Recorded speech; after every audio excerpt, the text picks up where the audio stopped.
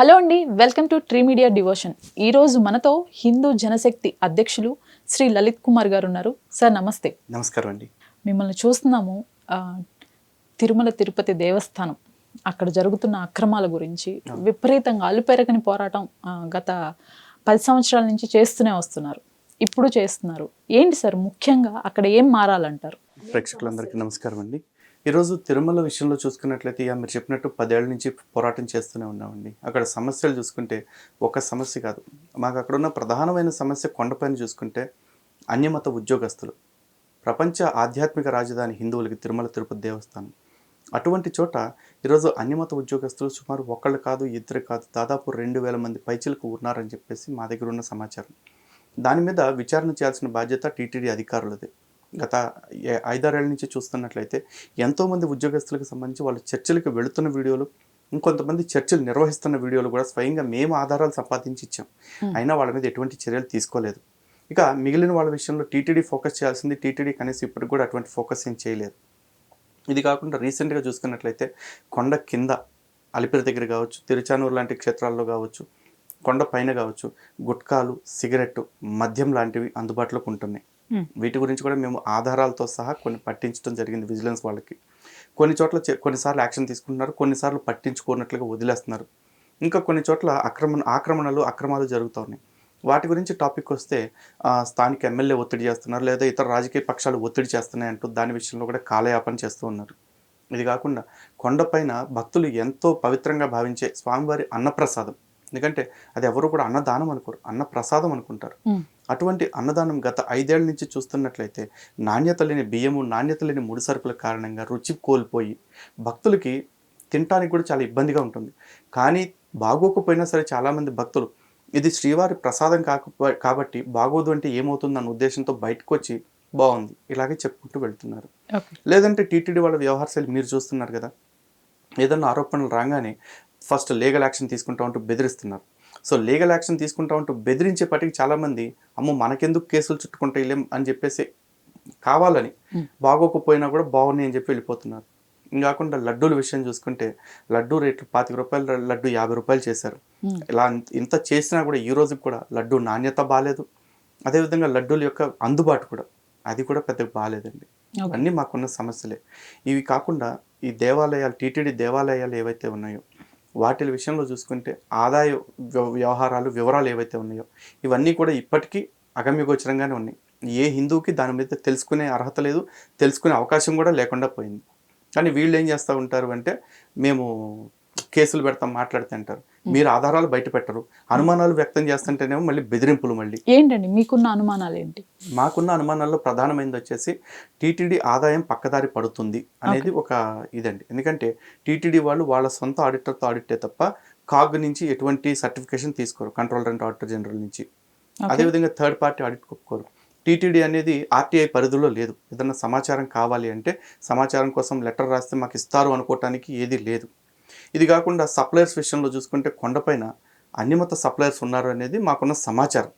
అందులో రీసెంట్గా చూసుకున్నట్టయితే లడ్డూ కాంట్రాక్టర్స్ విషయంలో, laddoo contract in the sense లడ్డూకి కావాల్సిన రా మెటీరియల్స్ ఏవైతే ఉంటాయో, శనగపిండి కావచ్చు, శనగపప్పు కావచ్చు, బాదం కావచ్చు, జీడిపప్పు కావచ్చు, నెయ్యి కావచ్చు, ఇటువంటివన్నీ. ఇవే కాకుండా అన్నదానానికి కావాల్సిన రా మెటీరియల్స్ ఉన్నాయి. బియ్యం కానీ, నూనెలు కానీ, కూరగాయలు కానీ, పప్పు దినుసులు కానీ, ఇవన్నీ. వీటన్నిటికీ సంబంధించి ఏ ఐటమ్ని ఎవరు సప్లై చేస్తున్నారు, ఎవరు ఆ టెండర్దారుడు అనేది వీళ్ళు ఎక్కడ బహిరంగంగా పెట్టరు. మాకున్న సమాచారం ఏంటి, ఆ జీడిపప్పు సప్లయర్ ఒక ముస్లిం అని, లడ్డూకి కావాల్సిన ఇంకో రా మెటీరియల్ ఎవరో థామస్ అనే క్రైస్తవ వ్యక్తి ఇస్తున్నాడు అని చెప్పేసి మాకున్న ఇన్ఫర్మేషన్.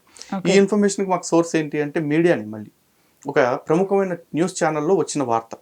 దీన్ని ఎందుకు మేము ఆధారంగా తీసుకోవాల్సి వచ్చింది చెప్పాను కదా, వీళ్ళు ఏ టెండర్ కాపీ కానీ లేకపోతే టెండర్దారుడు వివరాలు కానీ ఆన్లైన్లో పెట్టరు. మరి మేము మీడియాలో వచ్చే వార్తని నమ్ముతామని నమ్మమా? ఇవి ప్రశ్నించినందుకేనా మీ పైన కూడా కేసులు పెడతాము అంటున్నారు, నా పైన కూడా కేసులు పెడతామని చెప్పేసి అంటున్నారు. ప్రశ్నించక ఏం చేస్తామండి? మా దేవాలయాన్ని రక్షించుకోవటానికి హిందూ సంఘంగా నేను ప్రశ్నించకపోతే ఎవడన్నా చర్చి పాస్టర్ను లేదా మసీదులో ఇమాం వచ్చి మాట్లాడతాడా? నేనే మాట్లాడతా. నేను మాట్లాడినప్పుడు నీ దగ్గర సమాధానం ఉంటే చెప్పు, ఇది తప్పు అయితే తప్పు అని చెప్పు.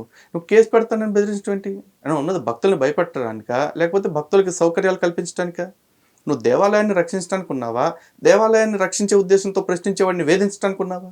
మీరు చెప్పిన పాయింట్స్లో ఈ మధ్య రీసెంట్గా ఒక ముగ్గురు యువకులు వెళ్ళి ప్రాంక్ చేయటం, క్యూ లైన్లో భక్తుల్ని ఇబ్బంది పెట్టడం, అవునండి, ఇవి కూడా చూసాం. వీటిని ఎలా చూడొచ్చు అంటారు? చెప్తున్నా కదండి, ఇదంతా చాలా దారుణమైన విషయం. ఇందాక చెప్పాను కదా, కొండపైకి సిలువలు వేసుకుని మేరీ విగ్రహాలు వేసుకుని వెహికల్స్ వెళ్ళిపోతున్నాయి. కొండపైకి గుట్కాలు సిగరెట్ ప్యాకెట్లు వెళ్ళిపోతున్నాయి.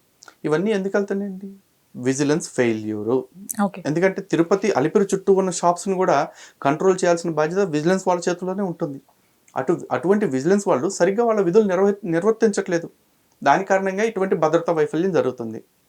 ఈ రోజున కొండపైకి వెహికల్స్ వెళ్ళినప్పుడు అదేం పెద్ద బ్రహ్మ విజయం కాదు వాళ్ళకి పట్టుకోవాలి అంటే. ఎందుకంటే ప్రతి టోల్ గేట్లోనూ ఆ పైకి వెళ్ళిన వెహికల్స్ ఏవైతే ఉంటాయో ఆ వెహికల్స్ యొక్క నెంబర్లు దానిలో రిజిస్టర్ అవుతాయి. అండ్ మేము అన్యమత గుర్తులతో కొండపైకి వెళ్ళిన వెహికల్స్ తాలూకా ఆ రోజు మేము ఉండగా వెళ్ళిన వెహికల్స్ 3, మిగతా ఆ రోజు మాకు కనపడకుండా తిరిగిన వెహికల్స్ ఎన్ని ఉన్నాయో, అలా ప్రతిరోజు ఎన్ని వెహికల్స్ వెళ్తున్నాయో వస్తున్నాయో తెలియదండి. ఈరోజు కొండపైకి హిందూ సంఘాల స్టిక్కర్ తోటి కొండపైకి వెహికల్ వెళ్ళకూడదు అంటారు. కొండపైకి ఛత్రపతి శివాజీ మహారాజ్ స్టిక్కర్ వేసుకుని వెళ్ళకూడదని గతంలో గొడవ చేస్తేనే మరాఠా భక్తులతోటి గొడవ అయింది. మరి అంత స్ట్రిక్ట్గా ఉండేవాళ్ళు వాళ్ళు వీళ్ళు. ఎందుకంటే నేను కాషాయ కండువా వేసుకుని కొండపైకి వెళుతుంటే ఇది కాషాయ కండువానా బీజేపీ కండువానా అని చూసి పంపించారు. మరి నా విషయంలో అంత స్ట్రిక్ట్గా ఉన్నవాళ్ళు మీరు ఎంత అలసత్వం వహించకపోతే అన్యమత చిహ్నాలతో కొండపైకి వెహికల్స్ వెళ్ళిపోయినాయి. మరి అలా వెళ్ళిపోయిన తర్వాత అదేవిధంగా ఇప్పుడు ప్రాంక్ వీడియో పెడుతూ వీళ్ళు కొంతమంది వెళ్ళి క్యూ లైన్లో వీడియోలు చేశారు. వీళ్ళు కొండపైకి వెళ్ళి విజిలెన్స్ కన్ను కప్పి మొబైల్ ఫోన్ లోపలికి తీసుకెళ్లారు. అది మొబైలా లేకపోతే స్పై క్యామ్ నాకు తెలియదు. మొత్తానికి సమ్ ఇన్స్ట్రుమెంట్ తీసుకుని వాళ్ళు వెళ్ళారు అంటే అది ఎవరు ఫెయిల్యూర్ అండి? అది కూడా విజిలెన్స్ అండ్ సెక్యూరిటీ వాళ్ళ ఫెయిల్యూరే కదా.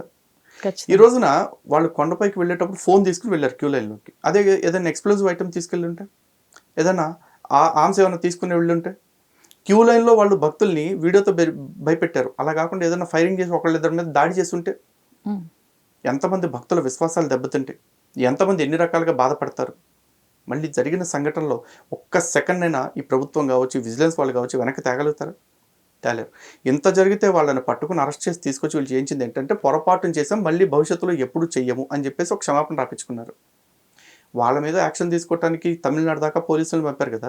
మరి ఇక్కడ విజిలెన్స్లో ఫెయిల్ అయిన వాళ్ళు ఎవరైతే ఉన్నారో, వాళ్ళు లోపలికి వెళ్ళడానికి కారణమైన వాళ్ళు ఎవరైతే ఉన్నారో, అదేవిధంగా కింద అన్యమత చిహ్నాలతో పైకి వస్తున్న వెహికల్స్ ఏవైతే ఉన్నాయో వాటిని పట్టుకోలేకపోయిన విజిలెన్స్ సిబ్బంది ఎవరైతే ఉన్నారో వాళ్ళ మీద మీరు ఎప్పుడైనా చర్యలు తీసుకున్నారా? నిజంగా వాళ్ళకు కూడా ఇదిగో మనం డ్యూటీలో నిర్లక్ష్యంగా ఉంటే మన ఉద్యోగాలు పోతాయన్న భయం కానీ కల్పించకపోతే వాళ్ళు ఇదే నిర్లక్ష్యాన్ని భవిష్యత్తులో కూడా కంటిన్యూ చేస్తారు కదండి. మరి వాళ్ళ మీద చర్యలు ఎందుకు తీసుకోవట్లేదు? చర్యలు ఒకవేళ తీసుకుని ఉంటే నాబోటోడికి ఇన్ఫర్మేషన్ లేదు కాబట్టి మీడియా ముఖ్యంగా చెప్పండి, ఇదిగో ఇంతమంది ఉద్యోగస్తులు నిర్లక్ష్యం వహించారు కాబట్టి వీళ్ళందరినీ తొలగిస్తున్నామని చెప్పేసి, లేకపోతే వీళ్ళందరి మీద క్రమశిక్షణ చర్యలు తీసుకుంటున్నామని చెప్పేసి చెప్పండి. ఇటు భద్రతలో వైఫల్యం చెందిన విజిలెన్స్ వాళ్ళని వీళ్ళు తొలగించరు. కొండపైన ఉన్న అన్యమతస్తులు చర్చికి వెళ్తున్న వాళ్ళని, చర్చలు నిర్వహిస్తున్న వాళ్ళ వీడియోలు మేము సాక్షాత్తు వీడియోలు ఇస్తే కూడా వాళ్ళని వీళ్ళు విధుల్లో నుంచి తొలగించరు. పైగా వాళ్ళని కాపాడాలని వాళ్ళకి సపోర్ట్గా మాకు వ్యతిరేకంగా కోర్టులో లాయర్లు పెట్టేది మళ్ళీ ఇదే టీటీడీ అధికారులు. ఇవన్నీ సమస్యలే మాకు. ఇదే మా లలిత్ కుమార్ గారు ఈ సమస్యల పైన చంద్రబాబు గారిని కలవటం జరిగింది. నేను సోషల్ మీడియా ద్వారా ఆ ఇమేజ్ని కూడా చూశాను. యాక్చువల్లీ మీరు ఆ సమస్యల్ని ఆయన దృష్టికి తీసుకెళ్ళినప్పుడు ఆయన వైపు నుంచి ఎటువంటి ఫలితం వచ్చింది? ఏదైనా ఉందంటారా అసలు ఫలితం? ఖచ్చితంగా ఉందండి. అండ్ ముఖ్యమంత్రి గారికి మీడియా ముఖ్యంగా నేను ఖచ్చితంగా ధన్యవాదాలు తెలుపుకుంటాను. ఎందుకంటే గతంలో మాకు ముఖ్యమంత్రి గారు 5 ఏళ్లలో ఏ రోజు కూడా మాకు అపాయింట్మెంట్ ఇచ్చింది లేదు. జగన్మోహన్ రెడ్డి గారు సీఎంగా ఉన్నప్పుడు చంద్రబాబు నాయుడు గారు వెంటనే అపాయింట్మెంట్ ఇవ్వటం కాకుండా తిరుమల సమస్యల గురించి చెప్పాలి అంటే ఏంటి అని చాలా సానుకూలంగా విన్నారు ఆయన. వినటమే కాదు, సమస్యలన్నిటి గురించి వెంటనే యాక్షన్ కూడా దిగారు ఆయన. ఈరోజు శ్రీవాణి ట్రస్ట్ గురించి చెప్పినప్పుడు, దానిలో అక్రమాల గురించి చెప్పినప్పుడు దాని మీద విచారణకి ఆడిట్ కమిటీని వేశారు. ఆడిట్ కమిటీ దాని పని చేస్తుంది. ధర్మారెడ్డి గారిని విచారణ కూడా చేస్తున్నారు వాళ్ళు. చెప్తానండి. దాంతోపాటు ఈ లడ్డూలు వ్యవహారం ఏదైతే ఉందో, అంటే లడ్డూలు లిమిట్ చేయటం, రోజుకి ఒకటే ఇవ్వాలి ఒక భక్తుడికి, లేకపోతే లడ్డు నాణ్యత విషయంలో కంప్లైంట్స్ ఏవైతే ఉన్నాయో అవి, అన్నదానం కంప్లైంట్స్, లేకపోతే షాపుల్లో జరుగుతున్న ఈ సిగరెట్లు గుట్కాల వ్యవహారం ఏదైతే ఉందో వాటి గురించి చెప్తే తిరుపతి తిరుమలలోనే కాదు తిరుచానూరు గోవిందరాజస్వామి క్షేత్రాల చుట్టుపక్కల ఉన్న షాపుల్లో కూడా తనిఖీ చేయండి. ఎట్టి పరిస్థితుల్లో ఇవేవి ఉండటానికి వీల్లేదు అని చెప్పేసి జేఈఓ గారికి, ఈఓ గారికి అందరికీ చెప్పడం జరిగింది. వాళ్ళు వెంటనే యాక్షన్లోకి దిగారు. ఆ మార్పుల కోసం ప్రయత్నం చేశారు. తిరుచానూరులో కూడా ఏవిఎస్ విజిఓ సతీష్ గారు అని చెప్పేసి ఉంటారు, చాలా యాక్టివ్గా వెళ్ళారు. ఆ షాప్స్లో ఉన్న అన్నిటిని పట్టుకున్నారు, వాటిని రోడ్డు మీదకి తీసుకురావడం జరిగింది. అదేవిధంగా తిరుచానూరు మాడవీధుల దగ్గరలో ఉన్న మాంసం దుకాణాలు ఏవైతే ఉన్నాయో వాటిని కూడా వెంటనే సీజ్ చేయించారు పంచాయతీ అధికారులతో కలిసి. చాలా ర్యాపిడ్గా యాక్షన్ తీసుకున్నారు. అదేవిధంగా లడ్డూ నాణ్యత గురించి స్వయంగా ఈవో గారు కౌంటర్ల వద్దకు వెళ్ళి లడ్డూ నాణ్యత బాగుండాలని, దానికి ఏమేం చేయాలో చూడమని, అదేవిధంగా లడ్డూ వెయిట్ 160 నుంచి 175 గ్రాముల మధ్యలో ఖచ్చితంగా ఉండేలాగా చూసుకోమంటూ వాళ్ళకి సూచనలు కూడా ఇవ్వడం జరిగింది. వెల్ అండ్ గుడ్, అంతా బాగుందండి. సీఎం గారు చెప్పిన వెంటనే సీఎం గారి పేషెంట్ నుంచి ఎక్స్ఎమ్మెల్సీ జనార్దన్ గారు వాళ్ళందరికీ సూచనలు ఇవ్వడం జరిగింది, మాట్లాడారు. ఇప్పుడు మీరు అన్నారు శ్రీవాణి ట్రస్ట్ స్కామ్ అని. అసలు ఏంటండి ఇప్పుడు శ్రీవాణి ట్రస్ట్ ద్వారా ఒకటి ఏర్పాటు చేసి చాలా పెద్ద మొత్తంలో అమౌంట్ స్కామ్ చేయటం జరిగింది అని పెద్ద ఎత్తున వార్తలు వస్తున్నాయి. అసలు ఏంటి దాని గురించి? నిజానికి శ్రీవాణి ట్రస్ట్ అంటే దాని పూర్తి పేరు వచ్చేసి శ్రీవారి ఆలయ నిర్మాణం ట్రస్ట్ అండి.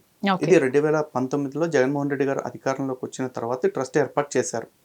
ఈ ట్రస్ట్ యొక్క ప్రధాన ఉద్దేశం ఏమిటంటే భక్తుల దగ్గర 10,000 రూపాయలు డొనేషన్ తీసుకుని, అంటే ఈ డొనేషన్ వెనకాల ఉన్న మతలబ్ కూడా నేను చెప్తాను మీకు. డొనేషన్ తీసుకుని ఆ డబ్బులతోటి శ్రీవారి ఆలయాలు లేకపోతే హిందూ దేవాలయాల యొక్క పునర్నిర్మాణానికి, జీర్ణోద్ధరణకి మేము, లేదంటే నూతన ఆలయాల నిర్మాణానికి మేము దీని ద్వారా సహకారం అందిస్తామని చెప్పేసి చెప్పడం జరిగింది. అయితే అప్పటిదాకా ఏముండేదంటే తిరుమలలో దర్శనాలు కావాలి అనుకున్న వాళ్ళు దళారులను ఆశ్రయిస్తూ ఉండేవాళ్ళు. వాళ్ళు 5,000 10,000 సందర్భాన్ని బట్టి ఆ రోజును బట్టి టికెట్లు భక్తులకి ఇస్తూ ఉండేవాళ్ళు అక్రమ మార్గాల్లో. రైట్. అయితే వీళ్ళు వచ్చిన తర్వాత శ్రీవాణి ట్రస్ట్ అనేది పెట్టి కొండపైన దళారీ వ్యవస్థ లేకుండా చేస్తాము అని చెప్పేసి అన్నారు. మళ్ళంటూ వాళ్ళు ఏం ఆశపడ్డామంటే దళారీ వ్యవస్థ లేకుండా చేస్తామంటే బ్రోకర్స్ని అరికడతారు, బ్రోకర్స్ ఎవరిని లేకుండా చేస్తారు అనుకున్నాం. కానీ వీళ్ళు నేరుగా ఆ దళారీతనం మేమే చేస్తాము అంటే మాట అంటే మళ్ళీ బాధపడతారేమో, కానీ వాస్తవంగా అదే జరుగుతుంది. దళారులకు డబ్బులు ఎట్లా ఇస్తున్నారు కాబట్టి ఆ డబ్బులు ఏదో శ్రీవాణి ట్రస్ట్కి మీరు డొనేషన్ ఇవ్వండి అని చెప్పేసి అంటారు. ఆ శ్రీవాణి ట్రస్ట్కి నేను 10,000 డొనేషన్ ఇచ్చాను అనుకోండి, నా 10,000 శ్రీవాణి ట్రస్ట్ యొక్క అకౌంట్లోకి వెళ్ళవు నేరుగా. అది 2 అకౌంట్స్ ఉంటాయి, ఒకటి జనరల్ అకౌంట్, 2 కార్పస్ అకౌంట్. దానిలోకి 5,000, దీనిలోకి 5,000 స్ప్లిట్ అవుతాయి. ఈ స్ప్లిట్ చేసిన 5,000 నుంచి మళ్ళీ ఇది ఎన్ని టికెట్లు ఇస్తున్నారు అనేది ఈ రోజుకి కూడా ప్రపంచానికి చెప్పరు వాళ్ళు. అంటే రోజుకు 100 ఇస్తున్నారా, 1000 ఇస్తున్నారా, 4,000 ఇస్తున్నారా, 5,000 ఇస్తున్నారా చెప్పరు. కానీ రోజుకి టికెట్కి 10,000 చొప్పున తీసుకుని ఇస్తారు. పోనీ 10,000 కడితే నాకు టికెట్ ఇస్తారా? కాదు, 10,000 కడితే నాకు ఒక కూపన్ ఇస్తారు 500ది. ఆ 500 రూపీస్ టికెట్ తీసుకుని నేను దర్శనానికి వెళ్ళొచ్చు. అంటే టికెట్ వాల్యూ 500, కానీ ఆ 500 రూపీస్ టికెట్ నా చేతికి రావాలంటే నేను 10,000 కట్టాలి. నేను 10,000 ఖచ్చితంగా కట్టాలి. నా ఇష్టపూర్వకంగా నేను ఇచ్చాడు అనుకోండి, అది డొనేషన్. నీకు ఈ టికెట్ కావాలంటే నువ్వు ఇవ్వాలి అంటే దాన్ని డొనేషన్ అని అంటారంటే మరి అదే రకమైన డొనేషన్ నాకు ఇప్పుడు దాకా అర్థం కావట్లేదు. కానీ కర్మగాలి వాళ్ళు దాన్ని కూడా డొనేషన్ అని చెప్తున్నారు. ఇలా శ్రీవాణి ట్రస్ట్ ద్వారా రోజుకి కనీసం 2,000 టికెట్లు ఇచ్చినా కూడా, టికెట్కి 10,000 రూపాయలు తీసుకున్నా కూడా 2 కోట్ల రూపాయలు అవుతుంది. మరి 2 కోట్ల రూపాయలు దీనికి అవుతున్నప్పుడు మరి నెలకు ఎంత అవుతుంది? 60 కోట్లు అండి. సంవత్సరానికి 370 కోట్లు, సారీ సంవత్సరానికి 700 కోట్లు, ఆల్మోస్ట్ 750 కోట్లు అవుతుంది. మరి సంవత్సరానికి 750, ఏది నేను హీనపక్షం 2,000 టికెట్లు లెక్కేస్తే మరి సంవత్సరానికి 700 కోట్లు దీని మీద అవుతున్నప్పుడు ఈ 5 ఏళ్లుగా ఎంత అయి ఉంటుంది, ఎంత ఆదాయం వచ్చి ఉంటుంది? ఎంత ఆదాయం వచ్చినప్పుడు ఎన్ని దేవాలయాలు మీరు ఆంధ్రప్రదేశ్లో కట్టించారు? అంతెందుకు, అమరావతిలో చంద్రబాబు నాయుడు గారి హయాంలో 25 ఎకరాల స్థలాన్ని ఈ వెంకటాయపాలెంలో తిరుమల తిరుపతి దేవస్థానం వాళ్ళకి కేటాయించి కొండపైన ఏదైతే స్ట్రక్చర్ ఉందో సేమ్ నమూనా స్ట్రక్చర్ని ఇక్కడ కూడా దేవాలయం కట్టమని చెప్పేసి చెప్పారు. దానికి 135 కోట్ల రూపాయలు కేటాయింపులు చేపిస్తే జగన్మోహన్ రెడ్డి గారు వచ్చిన తర్వాత 135 కోట్లలో కాదు 30 కోట్లలో కట్టుకుంటే కట్టుకోండి, లేకపోతే వద్దు అని చెప్పేసి చెప్పారు. అరే ఇదేం కాదు, మీ దేశంలో నా దేవాలయంలో నా డబ్బులతో నేను గుడి కట్టుకుంటానంటే నువ్వు ఎంతలో కట్టుకో అంతలో కట్టుకో అని చెప్పేసి ప్రభుత్వాలు చెప్పడం ఏంటి? పోనీ ఏదో ఒక అట్లా ఇట్లా చేసి మూలిగా ఆ 30 కోట్లలోనే గుడి పూర్తి చేశారు. కానీ మరి ఈ 100 కోట్ల రూపాయలు నువ్వు తగ్గించావు కదా, మరి 100 కోట్ల రూపాయలకి మారుగా వేరే చోట ఏమైనా దేవాలయాలు కట్టించారా? ఎక్కడా లేదు. గిరిజన ప్రాంతాల్లో లేకపోతే దళిత వాడల్లో దేవాలయాల నిర్మాణానికి మేము ఆర్థిక సాయం చేసామన్నారు. ఒక్కొక్క దేవాలయానికి 1000 రూపాయల లెక్కన. ఎన్ని దేవాలయాలు కట్టించారు 5 ఏళ్ళలో అంటే ఎన్ని కట్టించారని వాళ్ళు చెప్పరు. మాకున్న సమాచారం 500 నుంచి 600 దేవాలయాలు. లేదు, నేను ఉదారంగా ఇంకొక 400 కలిపేసి 1000 దేవాలయాలు అని చెప్పేసి చెప్తున్నానండి. 1000 దేవాలయాలకు ఒక్కొక్క దానికి 10 లక్షల రూపాయలు ఇస్తున్నారు. మరి 10 లక్షల రూపాయల లెక్కన 1000 దేవాలయాలకు ఇస్తే ఎంత అవుతుందండి? 10 crores, సుమారు ఒక 10 కోట్లు. మరి ఈ 10 కోట్లలో మొత్తం ముగిసిపోయిందిగా. మరి మిగతా డబ్బంతా ఏమవుతుంది? ఈ సంవత్సరానికి వచ్చే 700 కోట్లతో 5 సంవత్సరాలు కట్టే డబ్బులు ఏమైపోయినాయి? మరి కొన్ని కొత్త దేవాలయాలు జీర్ణోద్ధరణ అయినాయా అంటే రామతీర్థంలో రాముల వారి విగ్రహం తల నరికేశారు, దానికి దేవాదాయ శాఖ డబ్బులే వాడారు. రొంపిచెర్లలో దేవస్థానం పాడైంది, దానికి విగ్రహాలు టీటీడీ నుంచి తెప్పించారు, దాన్ని ఇట్లాంటి వాటికి ఇచ్చారు. ఓకే. మరి అట్లా చేసిన ఎంత కష్టపడ్డా 100 కోట్లు దాటట్లేదు కదా. 100 కోట్లు అనేది చాలా పెద్ద అమౌంట్, ఎక్స్ట్రీమ్ మార్జిన్ వేసేసినట్టు. అవును. ఆ 100 కోట్లు దాటట్లేదు కదా. మరి సంవత్సరానికి 700 కోట్ల రూపాయలు నేను మాట్లాడుతుంది ఏంటి? అఫీషియల్గా నాకున్న అంచనా ప్రకారం 2000 టికెట్లే. వీళ్ళు 4000 కూడా అమ్మిన రోజులు ఉన్నాయని చెప్పి వింటున్నాను నేను. టీటీడీ ఆ స్టాటిస్టిక్స్ మొత్తం రిలీజ్ చేస్తే కానీ నిజాలు ఏంటనేది దేవుడికి తెలియదు. వాళ్ళు నిజాలు రిలీజ్ చేయరు. నాలాంటి వాళ్ళు వ్యక్తం చేసే అనుమానాల పట్ల వాళ్ళు స్పందించరు. పైగా ఉల్టా బెదిరింపులు, మళ్ళీ కేసులు పెడతాం నా మీద, మన ఛానల్ మీద అని చెప్పేసి బెదిరింపులు చేస్తారు. ఓకే. మరి చెప్పండి, ఇదంతా డబ్బులు స్కామ్ అయ్యిందని చెప్పి మా ఆవేదన. మరి ఈ స్కామ్ మీద విచారణ జరగాల వద్దా? ఈ డబ్బంతా కూడా హిందువులది కదండి, ఇష్టపడి ఇచ్చిన వాళ్ళు కాదు. స్వామి మీద ఇష్టంతో వీళ్ళు దొడ్డిదారిని అడిగిన డబ్బులకి వాళ్ళు లొంగిపోయి ఇచ్చారు అంతే. శ్రీవాణి ట్రస్ట్ది ఇప్పుడు దేవాలయాలకు ఇస్తున్నారని చెప్పాను కదా, దళితవాడల్లో కట్టే దేవాలయాలకు 10 లక్షల రూపాయల లెక్కన. ఇంతకుముందు ఈ దేవాలయాలకు ఇచ్చే డబ్బులు హిందూ ధర్మ ప్రచార పరిషత్ నుంచి ఇచ్చేవాళ్ళండి. ఓకే. సమరసత ద్వారా. అప్పుడు హిందూ ధర్మ ప్రచార పరిషత్కి 130 కోట్లు 135 కోట్లు బడ్జెట్ ఉండేది, వార్షిక బడ్జెట్. మరి ఈ రోజున శ్రీవాణి ట్రస్ట్ వచ్చిన తర్వాత శ్రీవాణి ట్రస్ట్ నుంచి మీరు డబ్బులు ఇస్తుంటే హిందూ ధర్మ ప్రచార పరిషత్ నుంచి కట్టిస్తున్న దేవాలయాల లెక్క ఏమైంది? ఆ దేవాలయాలకు వెళ్తానికి కేటాయిస్తున్న డబ్బులు ఏం చేశారు?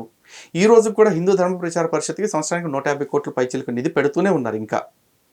మరి ఆ డబ్బులు ఏమవుతుంది? ఓకే. ఈ లెక్కలన్నీ కూడా గాలిలోనే ఉంటున్నాయి. ఇవి ప్రశ్నిస్తుంటే వాళ్ళు శ్వేతపత్రం ఇవ్వకపోగా మా మీద మళ్ళీ బెదిరింపులు. నేను రీసెంట్గా మీకు కూడా తెలిసే ఉంటుంది, నా అన్వేషణ అని కొంచెం అతను పాపులర్ సోషల్ మీడియాలో, వాటిలో అన్ని దేశాలు తిరుగుతూ ఉంటాడు. అయితే కొన్ని బీర్ బాటిల్స్ పైన మన దేవతల బొమ్మలు ఉండటం, ఆ బీర్ బాటిల్స్ పైన మన దేవతల పేరు పెట్టి వాళ్ళు అక్కడ విక్రయించటం, మరి వాళ్ళకి తెలిసి ఉండకపోవచ్చు, మరి ఇతను కూడా దాన్ని కంప్లీట్గా ఎంజాయ్ చేస్తూ వీడియో చేయటం జరిగింది. దీనిపైన మనం ఎట్లాంటి చర్యలు తీసుకోలేమంటారా? ఒకటండి, ఇప్పుడు అతను ఏదైతే యూరోపియన్ కంట్రీలో అట్లాంటివి చూపించాడో ఇది ఏమీ కొత్త ఏం కాదండి, నాకేం పెద్ద వింత కూడా లేదు. కారణం ఏంటంటే ఈ క్రైస్తవులు ముస్లింలు ఎట్లా ఉంటుందంటే వాళ్ళకి విగ్రహారాధన అంటే విపరీతమైన ద్వేషం వాళ్ళ మత గ్రంథాలు పెంచి పోషిస్తూ ఉన్నాయి. ఓకే. క్రైస్తవులకి ముస్లింలకి ఇద్దరికి కూడా వాళ్ళల్లో వాళ్ళకి ఆ తేడా ఉండదు. కారణం ఏంటంటే వాళ్ళిద్దరూ కూడా దాయాదు కొడుకులే, ఒకే తండ్రి, తల్లులు వేరు అంతే. అబ్రహాం అని ఒక వ్యక్తి ఉంటాడు, అబ్రహాంకి 2 భార్యలు, హాగరు, సారా. సారాకు పుట్టిన సంతానం వచ్చేసి ఇస్సాక్ అనే వ్యక్తి. ఆ ఇస్సాకు సంతానం అంతా కూడా క్రైస్తవులు అయ్యారు. అదేవిధంగా హాగర్కి ఒక సంతానం, అతని పేరు ఇస్మాయిల్. ఆ ఇస్మాయిల్ సంతతి అంతా కూడా ముస్లింలు అని చెప్పేసి వాళ్ళు నమ్ముతూ ఉంటారు. అటు వాళ్ళు క్లారిటీగా ఉన్నారు. కానీ కామన్గా వీళ్ళ ఇద్దరికి ఉండేది ఏంటి? ఇంకా అడిషనల్గా చెప్పాలంటే అబ్రహామిక్ రిలీజియన్స్లో ప్రధానమైంది జుడాయిజం, యోధా మతం అంటారు. ఆ యోధా మతం, ఈ ముగ్గురికి ఉండే కామన్ పాయింట్ ఏంటంటే విగ్రహాల పట్ల ద్వేషము, బహుదేవతారాధన పట్ల వ్యతిరేకత. ఈ విగ్రహాల మీద ద్వేషంతో వీళ్ళు ఎంత దిగజారిపోతారంటే ఈ లక్ష్మీదేవి, కృష్ణుడు, దుర్గమ్మ ఇట్లాంటి వాళ్ళకి సంబంధించిన ఫొటోస్ని లోదుస్తుల మీద, అండర్వేర్ల మీద కూడా ప్రింట్ చేయించుకున్న ఘటనలు జరిగినాయి. దీంతోపాటు అమెజాన్లో నేరుగా కృష్ణుడు, లక్ష్మీదేవికి సంబంధించిన డోర్ మ్యాట్స్ ఉంటాయి చూసారా, డోర్ మ్యాట్స్ కూడా అమ్మటం చేశారు గతంలో. దీని మీద కూడా వివాదం జరిగింది. ఇది కాకుండా బాత్రూమ్ కమోడ్స్ కింద, బాత్రూమ్ టైల్స్కి కూడా, కింద వాడే టైల్స్కి కూడా ఈ దేవుడి విగ్రహాలు ప్రింట్ చేసి వాళ్ళు చేశారు. అంటే వాళ్ళ మత గ్రంథం వాళ్ళకి పక్క మతాల మీద ఎంత విద్వేషాన్ని, ఎంత ద్వేషాన్ని పెంచి పోషిస్తుందో ఆలోచించండి. ఈ దేశంలో కూర్చొని చాలామంది శుద్ధులు చెప్తారు, అన్ని మతాలు అన్నదమ్ముల్లాగా ఉంటున్నాము, తొక్కాతోలు అని చెప్పేసి. చాలామంది పాస్టర్లు కూడా వాళ్ళ దగ్గర సబ్జెక్ట్ లేకపోయినప్పుడు వాళ్ళు ఏం మాట్లాడతారంటే, వీళ్ళు చూడండి ఈ దేశంలో ప్రశాంతంగా బతుకుతున్న హిందూ క్రైస్తవుల మధ్య, ముస్లింలు హిందువుల మధ్య విద్వేషాలు పెడుతున్నారని చెప్పేసి. ఈ దేశంలో ప్రశాంతంగా బతుకుతున్నారు అంటే అది వాళ్ళ గొప్పతనం కాదు, అది మన గొప్పతనం. ఈ దేశంలో హిందువుల గొప్పతనం కారణంగా ఈ దేశంలో అందరూ ప్రశాంతంగా ఉన్నారు. మనం ప్రశాంతంగా ఉంటున్నాం కదా అని చెప్పేసి నెత్తినెక్కి డ్యాన్స్లు వేస్తాను అంటే మక్కిలు ఎరగతాన్ని కూర్చోబెడతానికి మేము సిద్ధంగా ఉన్నాం ఈ రోజున. ఎందుకంటే వాళ్ళ బలం ఉన్న దేశాల్లో వాళ్ళు హిందూ దేవీ దేవతలను ఎలా అవమానిస్తున్నారు అనేదానికి ఇవన్నీ కూడా ఒక తార్కాణాలు. కాకపోతే ఇక్కడ బాధాకరమైన విషయం ఏమిటి అంటే, ఈ లక్ష్మీ బీరు, దుర్గా బీర్ అని పెట్టాడు కదా, ఈ బీర్ తాగుతున్న వ్యక్తి ఎవరైతే ఉన్నాడో అన్వేష్ అనే వ్యక్తి, ఆ వ్యక్తి దాన్ని ఖండించుంటే బాగుండేది. అఫ్ కోర్స్ తన ఆ దేశంలో దేన్ని మార్చలేడు, తన ఒక టూరిస్ట్గా వెళ్ళిన వ్యక్తి. కానీ అట్లీస్ట్ ఇది చాలా బాధ అనిపించింది నాకు ఇక్కడ చూసిన తర్వాత. దీని మీద మన ప్రభుత్వం చర్య తీసుకుంటే బాగుంటుంది అంటూ మోడీ గారిని ట్యాగ్ చేస్తూను, లేకపోతే కేంద్ర ప్రభుత్వాన్ని ట్యాగ్ చేస్తూను ఆ వీడియో చేస్తుంటే సరిపోయేది. కానీ అలా కాకుండా అమ్మ క్షమించమ్మా లక్ష్మీదేవి అంటూ ఆ బీర్ను ఓపెన్ చేసుకుని తాగుతూ నటించాడు చూడండి. ఆ నటన చాలా అసభ్యంగా, చాలా దారుణంగా ఉంది. నిజంగా ఇదే కారణం, అతనికి బలం లేదు కానీ ఆ ఊర్లోనే, ఆ దేశంలోనే తన తల్లినో తన చెల్లినో అవమానిస్తూ ఒక ఫోటో ఎవరన్నా ప్రింట్ చేసి ఉంటే ఏమీ చేయలేకపోతే కనీసం శాపనార్థాలన్నా పెట్టుండేవాడు, ఏమీ చేయలేకపోతే కనీసం తన వంతుగా ఒక కంప్లైంట్ అన్నా రాసిచ్చుండేవాడు. ఏమీ చేయకుండా తను ఒక ఫన్ వీడియో లాగా చేసి వచ్చేసాడు. దాన్ని ఈ రోజుకి కూడా తన ఛానల్లో పెట్టుకుని కూర్చున్నాడు అంటే నిజంగా అతను సిగ్గుపడాలి భారతీయుడు నేను చెప్పుకుంటున్నందుకు. తను హిందువో కాదో నాకు తెలియదు, హిందూ అని అనుకుంటున్నా. తను హిందువు కాకపోయినా కూడా తను భారతీయ సంప్రదాయానికి వారసుడు. పక్క దేశాలకు వెళ్ళినప్పుడు మనమంతా ఒకటి, మన దేశపు మూల సంప్రదాయం మనది. కానీ దాన్ని రక్షించుకోవడానికి ఏదో ఒక ప్రయత్నం చేసి ఉండాల్సింది. లలిత్ గారు అసలు మీరు చూసారా బీర్ల పైన కానివ్వండి, వైన్ షాపుల పైన కానివ్వండి, ఆల్రెడీ ఈ రెండు కాదండి, అమెరికాలో కూడా గతంలో గణేష్ అని చెప్పేసి వినాయకుడి పేరుతో ఒక బీర్ రిలీజ్ చేశారు. ఓకే, తర్వాత కేంద్ర ప్రభుత్వం ఒత్తిడితో దాన్ని మార్చారు. మీరు చూసారా అసలు జనరల్గా క్రిస్టియన్స్ ముస్లిమ్స్ మతాల పేర్లతో బీర్లు కానివ్వండి, వైన్ షాపుల నేమ్స్ కానివ్వండి, ఇట్లాంటివి ఏమైనా చూసారా? వైన్ షాప్స్ పేర్లు అంటే ఉండుండొచ్చు, నాకు తెలియదు, నేనైతే చూడలేదు. బట్ ఖచ్చితంగా బీర్ మీద వినాయకుడి పేరు, జీసస్ పేరు, యెహోవా పేరు, లేకపోతే ప్రవక్త పేరు, లేకపోతే వాళ్ళ దేవుడి పేరు ఎక్కడ నేనైతే చూడలేదు. ఉంటే ఖచ్చితంగా వాళ్ళ మీద భౌతిక దాడులు ఏంటి, చంపేస్తారండి. ప్రవక్త గారి భార్యకి సంబంధించిన మ్యాటర్ మాట్లాడిందనే కదా నూపూర్ శర్మ గారిని రేప్ చేస్తే ₹1,00,00,000 ఇస్తాం, చంపేస్తే 5 కోట్లు ఇస్తామంటూ బాహాటంగా ప్రకటనలు ఇచ్చారు. హిందూ మెజారిటీ దేశంలో ఒక హిందూ స్త్రీని చంపేస్తామంటూ సుపారీలు ప్రకటించారంటే ఎంత దారుణమైన విషయం. హిందూ దేశంలో నల్గొండలో ఇక్కడ కూర్చుని కాటుదాల సాలంకు RSS వాళ్ళంకు అంటూ బహిరంగంగా ర్యాలీ తీశారు. ఈ దేశంలో హిందువులకేనండి రక్షణ కావాలి. ఈ దేశంలో కాదు, ప్రపంచ వ్యాప్తంగా కూడా హిందువులకే రక్షణ కావాలి, మిగతా అందరూ సేఫ్గా ఉన్నారు. అయితే మనం ఒక 1 వీక్ నుంచి సంచలనంగా మారిన విషయం పూరి జగన్నాథుని ఆలయం రత్న భాండారం, దాన్ని వెలికితీస్తున్నారు. ఆల్రెడీ కౌంటింగ్స్ కూడా జరుగుతుంది. అయితే ఇట్లా హిందూ దేవాలయాలే కాకుండా ఇట్లా తాజ్మహల్ లాంటి చాలా ప్లేసెస్లో ముస్లిమ్స్కి సంబంధించిన వాళ్ళ ప్లేసెస్లో కూడా కొన్ని సీక్రెట్ రూమ్స్ ఉన్నాయి. ఆ రూమ్స్లో కూడా కొంత సంపద ఉంది. దాన్ని ఎందుకు ఎవరు ప్రశ్నించరు, దాన్ని ఎందుకు బయటికి తీసుకొని రారు అనేది ఒక ప్రశ్న మొదలైంది. తాజ్మహల్ తవ్వితే ఏమవుతుందండి, మహా అయితే ఇంకో శవం బయటకు వస్తుంది, అంతకు మించి ఏం రాలే. కానీ అంటే ఏం లేవంటారా సీక్రెట్ రూమ్స్ అలా ఏం లేవంటారా? ఉంటే ఉండుండొచ్చండి, తవ్వితే కూడా దానిలోంచి ఏమవుతాయి, శవాలే వస్తాయి, ఇంకా అంతకు మించి ఏమవుతాయి సమాధిలో నుంచి. కానీ దేవాలయాలు సమాధులు కాదు కదా. దేవాలయాలు అనేది ఈ దేశపు సాంస్కృతిక వారసత్వాలు. అటువంటి దేవాలయాల్లో బంగారం, కోట్ల విలువైన బంగారం, 100 కోట్లు, లక్షల కోట్ల విలువైన బంగారమే ఉంది. ఆ బంగారం అంతా ఆ రోజు రాజులకి పిచ్చెక్కి పెట్టలేదండి. ఏదో ఒక రోజున భారతదేశంలో ఇలాంటి దౌర్భాగ్యపు పాలకులు వస్తారు, ఇలాంటి పాలకులు వచ్చి దేవాలయాలకి ఎప్పటికైనా దుర్గతి పట్టిస్తారు, ఈ సెక్యులరిజం లాంటి బుద్ధి ఎప్పటికైనా కూడా దేవాలయాలకి హాని తెస్తుంది అన్న ఒక భయంతో వాళ్ళు దేవాలయాలకి ఏ రోజుకి లోటు లేకుండా ఉండాలని చెప్పేసి కోటాను కోట్ల విలువైన నిధిని ప్రతి దేవాలయం కింద ఉంచారు. కానీ ఇప్పటికీ చాలామంది అక్రమార్కులు గుప్త నిధుల పేరుతో ప్రతి దేవాలయాన్ని తవ్వేసి ఆ బంగారాన్ని దొంగతనం చేసుకుని తీసుకువెళ్ళిపోవటం కూడా జరిగింది. అలా బలిసి చాలామంది ఈరోజు పెద్ద పెద్ద పదవుల్లో ఉన్న వాళ్ళు కూడా ఉన్నారని వింటున్నాం. కానీ ఇంకా అర్థం కానిది ఏంటంటే, ఈ అనంత పద్మనాభ స్వామి వారి నిధి చూసాం మనం. తిరువనంతపురం దేవస్థానం కింద ఉన్న నేలమాళిగల్లో 6 గదుల్లో ఉన్న బంగారంలో 5 గదుల్ని తవ్వి బయటికి తీశారు. అదే అనంత సిరి. ఆ సిరిని ఇప్పుడు దాకా కూడా లెక్కించి ఎంత వచ్చింది అనేది అధికారికంగా ఎవరు రిలీజ్ చేయలేరు ఇప్పటి వరకు. ఆ డబ్బుని ఏ రకమైన కస్టడీలో ఉంచారు, ఏ రకంగా దాన్ని సేఫ్ జోన్లో పెట్టారు, అది అన్యాక్రాంతం అవ్వకుండా ఏం చేయాలి, భవిష్యత్తులో దాన్ని దేవాలయం కోసం ఏ విధంగా వినియోగించాలి, ఎటువంటి యాక్షన్ ప్లాన్, రూట్ మ్యాప్ ఏమీ లేదు ఇప్పటి వరకు. ఇప్పుడు తాజాగా పూరి జగన్నాథ స్వామి వారి ఆలయం కింద ఉన్న రత్న భండారం ఏదైతే ఉందో దాని విషయంలో మళ్ళీ వచ్చారు. అందులో ఉన్న 3 ఛాంబర్స్ని కూడా తెరవటం జరిగింది. ఆ బంగారాన్ని లెక్కిస్తున్నామని కూడా చెప్పారు. ఎంతకాలానికి లెక్కిస్తారో, లెక్కించి ఎంత అధికారికంగా చెప్తారో, ఎంత తింటారో మరి నాకైతే తెలియదు. కానీ ఒకటైతే గ్యారంటీగా చెప్తున్నానండి, ఈ దేవాలయాల సొమ్ము అనేది మీ జల్సాల కోసమో, మీ డాబుల కోసమో రాజులు పెట్టలేదు. ఆ దేవాలయం కోసం, అలాంటి దేవాలయాలకు రక్షణ కోసం పెట్టారు. దయచేసి మా దేవాలయాల సొమ్ముని మాకు ఉంచండి. ఈరోజు చాలామంది అర్థం చేసుకోవాలి, గోవిందరాజ స్వామి గుడి కావచ్చు, తిరుపతిలో కావచ్చు, గోపురం పైన బోల్డ్ అంత బంగారం తాపడం వేస్తున్నారు. కానీ బంగారం తాపడం వేసే క్రమంలో పైన 100 కేజీలు బంగారం వేస్తానంటే దానిలో సగం స్కామ్ అవుతుందని మాకు అనుమానం. ఇక భూమి కింద ఉన్న, దేవాలయం కింద ఉన్న బంగారం ఏదైతే ఉందో దాన్ని తవ్వుకోవటానికి ప్రతి ఒక్కరు ప్రయత్నం చేస్తూనే ఉంటున్నాడు. కానీ మేము కోరుకునేది ఒకటే అండి, మాకు గుడి పైన బంగారం వద్దు, గుడి కింద బంగారం వద్దు, మాకు మా గుడే బంగారం, మా గుడిని మాకు ఉంచండి, మా గుడిని మీరు తవ్వద్దు. దాని కింద వేల కోట్ల రూపాయల నిధి ఉంటే ఆ వేల కోట్ల రూపాయల నిధిని ఏ రోజు తీయాలో ఆ రోజు మేము తీసుకుంటాం. ఎందుకంటే ఎలాంటిదైనా సరే కన్స్ట్రక్షన్ అనేది ఎప్పటికీ శాశ్వతం కాదండి. 1000 ఏళ్ళు ఒక దాని లైఫ్ వస్తే 2000 సంవత్సరాలు ఇంకొక దాని లైఫ్ ఉంటుంది. కానీ ఎప్పటికైనా అది కూలిపోయే స్థితికి వస్తుంది. ఆ రోజున దేవాలయం పునర్నిర్మాణం చేసుకునేటప్పుడు అట్లాంటి నిధిని వాడుకోవటం కోసం అట్లాంటిది ఏర్పాట్లు చేశారు రాజులు. ఏమి లేకపోతే భూమి కింద ఎందుకు పెట్టుంటారండి? గుడిని తవ్వేసి తీసుకోమని కాదు కదా. ఉమ్, కాబట్టి ప్రతి ఒక్కళ్ళు కూడా దేవాలయాల కింద ఉన్న నిధుల్ని అలా ఉంచండి, అది దేవాలయం కోసమే అని గ్రహించండి. ఎందుకంటే ఈ మాట పర్టికులర్గా చెప్పేది ఈ దేశంలో ఉన్న సెక్యులర్ మైండ్ సెట్ ఉన్న వాళ్ళు కావచ్చు, లేకపోతే పని పాఠాలు లేని బేగ్గాళ్ళు చాలామంది బంగారం బయటకు వచ్చిందని అబ్బా దేశం అప్పు తీర్చవచ్చు, అబ్బా దేశం యొక్క కష్టాలు పోగొట్టవచ్చు ఇట్లా మాట్లాడతారు. దేశంలో ప్రతి ఒక్కరికి సాయం చేయొచ్చు, రోడ్లు వేయొచ్చు, అభివృద్ధి చేయొచ్చు అంటారు. ఈ అభివృద్ధి చేయడానికి, అప్పులు తీర్చడానికి మనలాంటి వాళ్ళందరూ ట్యాక్సులు కడుతున్నామండి. ఈ అభివృద్ధి చేయడానికి ఇట్లా చేయడం కోసమే ఐటీ కడుతున్నాం, జిఎస్టీ కడుతున్నాం, వ్యాట్ కడుతున్నాం. ఉమ్, ఇన్ని రకాల ట్యాక్స్లు కట్టిన తర్వాత ఈ దేశంలో ప్రతి ఒక్కరికి మత స్వేచ్ఛ ఉంది. ఎవరికి నచ్చిన మతాన్ని వాడు పాటించుకోవచ్చు, ఎవరికి నచ్చిన మత కేంద్రాన్ని వాడు కట్టుకోవచ్చు. ఆర్టికల్ 25 అండ్ ఆర్టికల్ 26 రెండు స్పష్టంగా చెప్తుంది. మరి నా మత కేంద్రంలో బంగారం ఉంటే నీకేంటి ఆశ?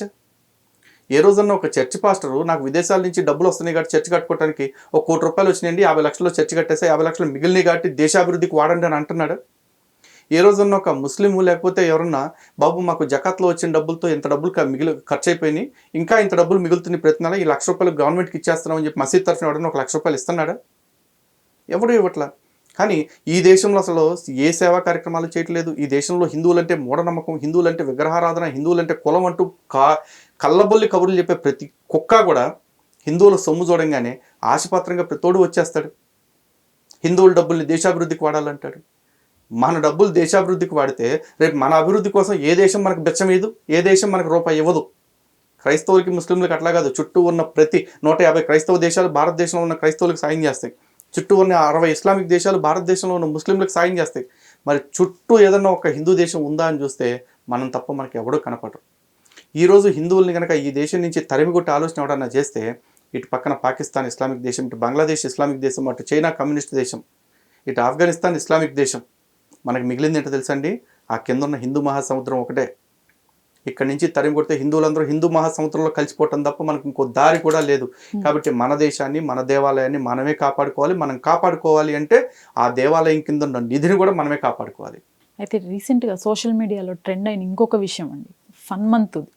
మీకు తెలిసే ఉండుంటుంది, మీరు చూసే ఉంటుంటారు.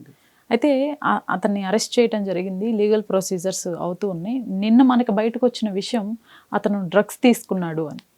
మంచి ప్లాన్ అండి. ఐఏఎస్ కొడుకు కదా ఆయన, ఆ మాత్రం కాపాడే అవకాశాలు ఉంటాయి మరి అట్లాంటి వాళ్ళకి కూడా. అంటే ఎలా అంటారు? ప్లాన్ అంటే ఏంటి? నాకు అనిపిస్తున్నది అయితే ప్లానే. ఎలా, ఏ రకంగా? ఎందుకంటే అతను కేవలం గంజాయి తీసుకుంటున్నాడు లేకపోతే డ్రగ్స్ తీసుకుంటున్నాడు అని చెప్పడం వల్ల ఒక నేరస్తుడిని బాధితుడి కింద చూపించే ప్రయత్నం చేస్తున్నారు.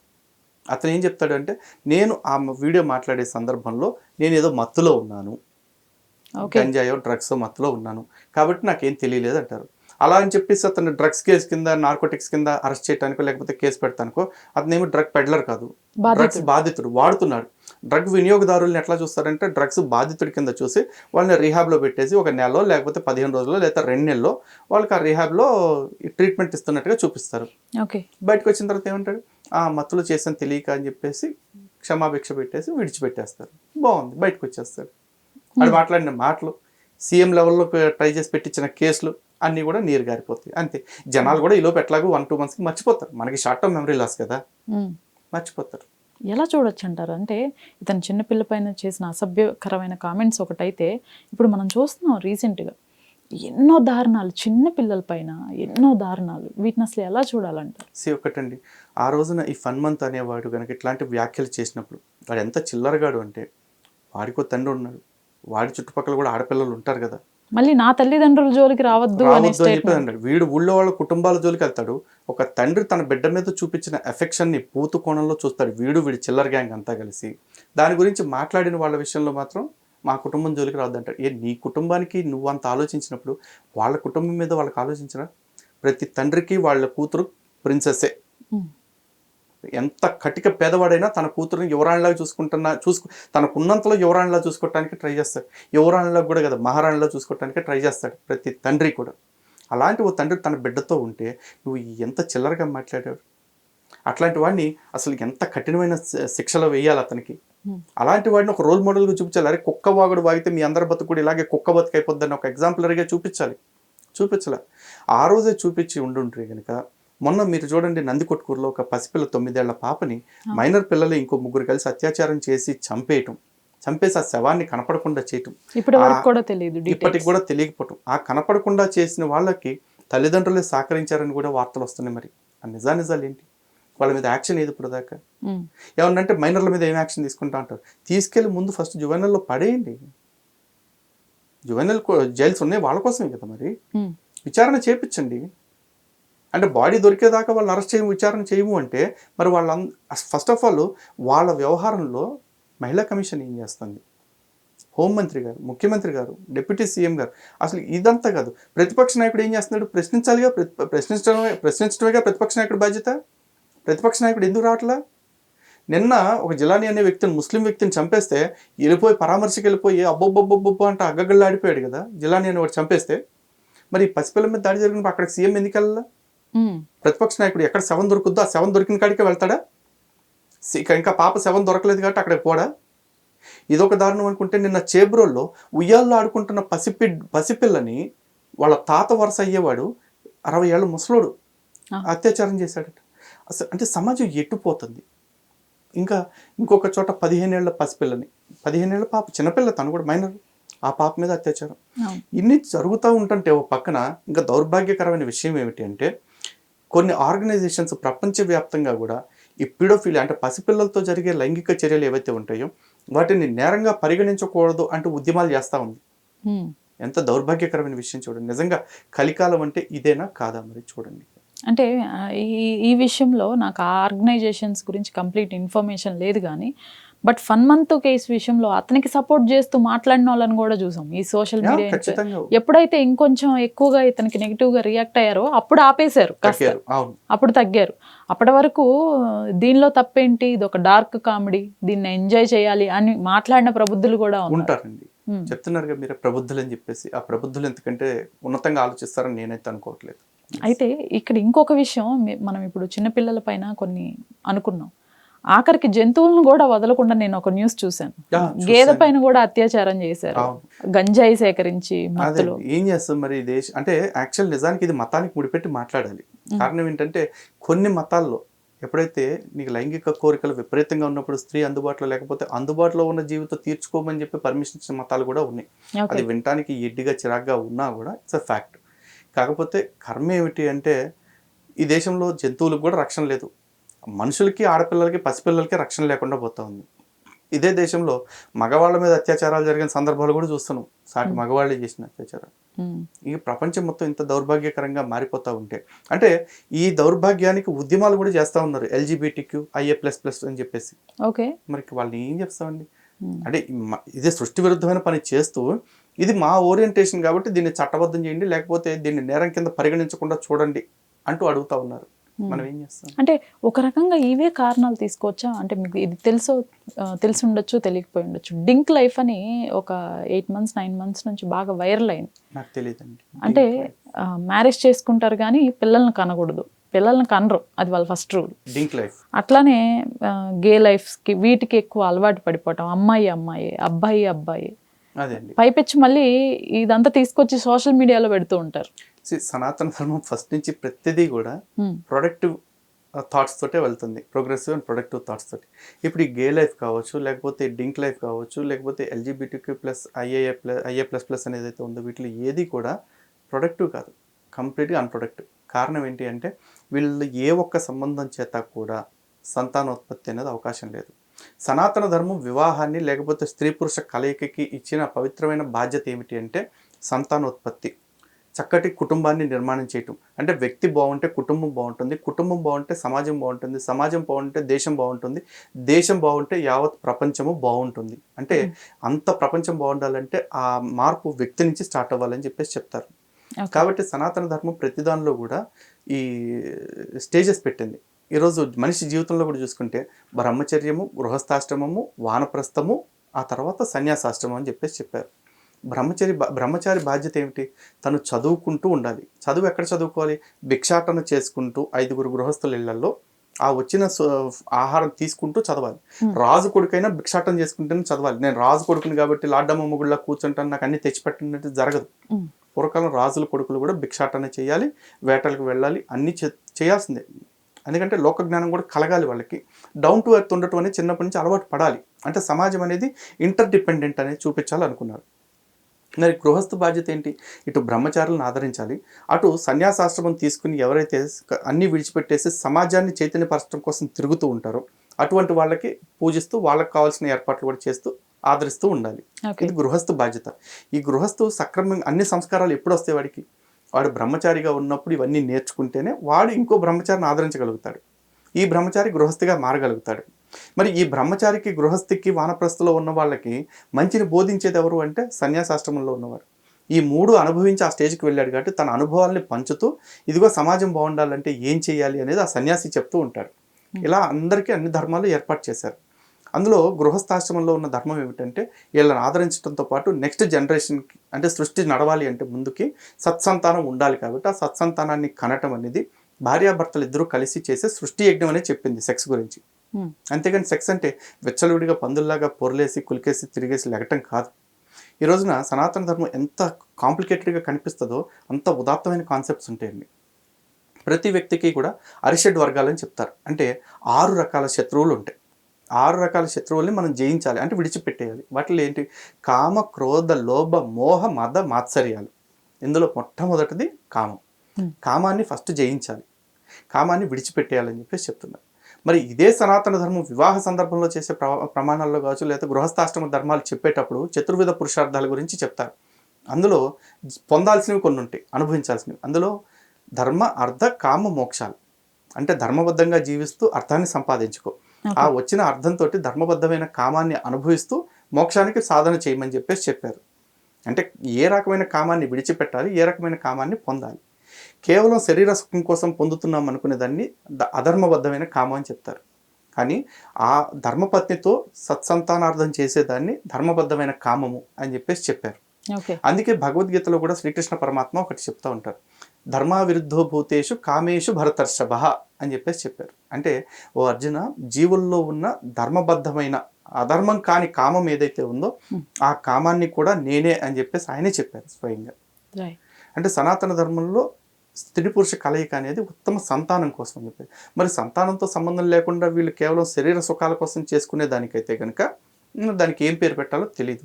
పెళ్ళి, వివాహం ఇట్లాంటి వాటి కంటే కూడా ఇంకేదన్నా ప్రాస్టిట్యూషన్ లాంటి పేరు అయితే పెట్టుకోవచ్చు. ప్రాస్టిట్యూషన్ నేను అవమానించను వాళ్ళు, ఎందుకంటే కడుపు కోసం గత్యంతరం లేక దేహాన్ని నమ్ముకుంటారు. వీళ్ళు అది కూడా కాదు, కొవ్వెక్కి చేసుకుంటున్న పని. మరి దానికి మనం ఏం చేస్తామండి? బహుశా ఇట్లాంటి అన్ప్రొడక్టివ్ థింగ్స్ అన్ని అలవాటు అయినాయి కాబట్టి ఈ డింక్ లైఫ్తో పాటు ఆ డాంకీ లైఫ్ కూడా అలవాటు అయిపోయినట్టుంది. అంటే జంతువులతో చేయటం, లేకపోతే చిన్నపిల్లలతో చేయటం, మగోళ్ళు ఆడోళ్ళు చేసుకుని సావటం, ఇవన్నీ కూడా ఇదంతటినీ కూడా వీళ్ళు చేసుకుంటున్నారు కాబట్టి వీళ్ళకి నచ్చింది కాబట్టి సమర్థించుకునే క్రమంలో ఏమంటారంటే వాట్స్ రాంగ్ అని చెప్పేసి అంటారు. మీ కర్మ మీరు పోతానంటే మిమ్మల్ని ఎవడో ఉట్టి కట్టుకుని లాగేది లేదు, బలవంతంగా కూర్చోపెట్టేది లేదు. మీకు అదే నచ్చిందంటే అట్లాగే సావండి. ఇది కలి ధర్మం, యుగం అంతమైపోవటం అనేది. చాలామంది యుగాంతం అంటే ప్రళయాలతోటి, తుఫానులతోటి, భూకంపాలతోటి అనుకుంటారు. కాదండి, ఇలా కూడా ఒక రకం, ఇది కూడా ఒక మార్గం. సంతానం ఆగిపోయి రాబోయే తరాలన్నీ లేకుండా పోతాయి. ఈరోజు ఇదంతా కూడా వాస్తవమే చెప్పాలంటే ఇంటర్నేషనల్ కుట్రలో ఇది కూడా ఒక భాగం.